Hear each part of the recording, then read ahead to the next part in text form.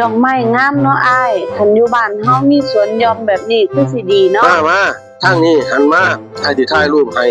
เก็บไว้เบิ่งโพสท่างามๆเด้อแบบนี้ได้บ่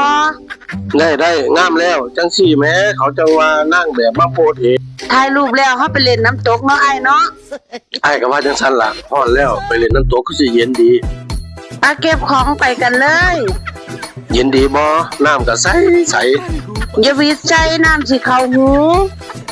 อ้ายหิวเขาวแล้วแปะเมื่อเถาะข้าแต่เว้าอยู่หั่นละหมูใหม่เบิดแล้วฟ้าวพริกนั่นเห็นบ่ใหม่แล้ว